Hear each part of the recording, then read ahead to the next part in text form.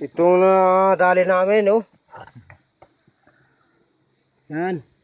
Kala namin mayroong laman yung butas. Ito may nakuha kasi akong bato dyan.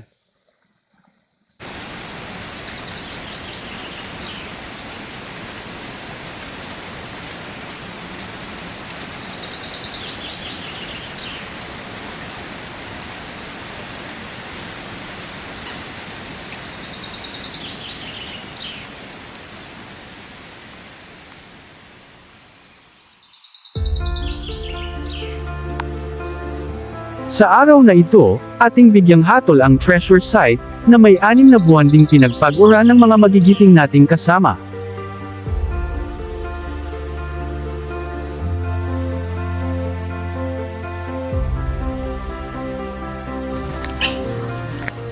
Anong kwan dito kuya? Yung history dyan? James. Ito. James. Anong kwento dyan? Ano naman yan? Kuha lang yung pako. Ilan pa ako? 3 pako, 1 nakayuko at 2 ang tuwid, ang siyang basehan ng mga hunters upang hukayin ang bawat ugat ng punong matatapatan sa direksyong turo ng mga markers. Ang hukay nila ay may lalim na 60 talampakan sa loob din ng 6 na buwan.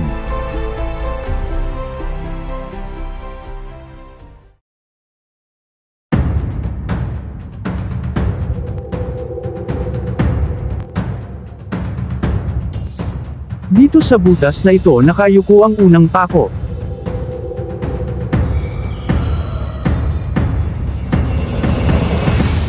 Lalong ganadong bukayin, ng kanilang matagpuan ang mga baitang ng hagdan at isang arkong sementong pinto pababa.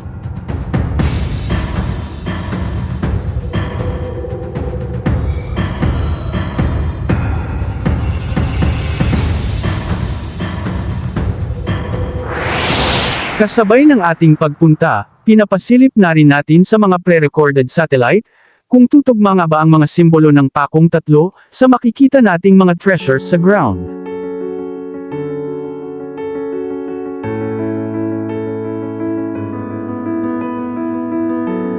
Gamit ang ating ground feed reference, mabusasing hinanap ng operator kung meron nga bang nakabaon sa ating kinalalagyan. Sinisilap bawat sulok at mga guhit ng kalye tungo sa ating location, upang mas agap kung may mga makikinang nga bang imahe ang nasagap ng satellite. Tugma sa 3 pako, 3 objects din ang kailangang hanapin, 1 ang nahiwalay, at sa bandang dako 2 naman ang nakitang magkasama.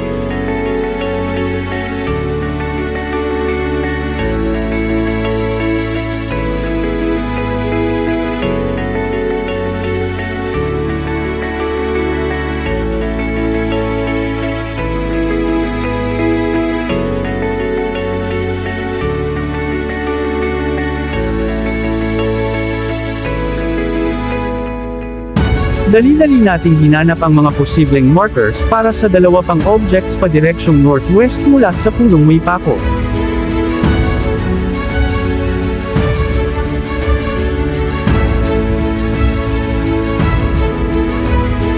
Saktong 70 metro sa pinagmulang pako aming natagpuan ang tumpok ng mga markers.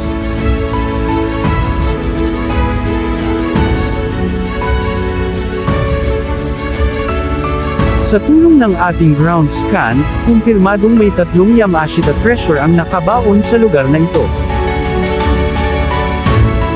At sa madalas nating pag-i-scan, ang distansya ng isang maiden marker papunta sa mga nakatapat na markers ay siyang pagbabasehan kung anong lalim ang kayamanan matatagpuan.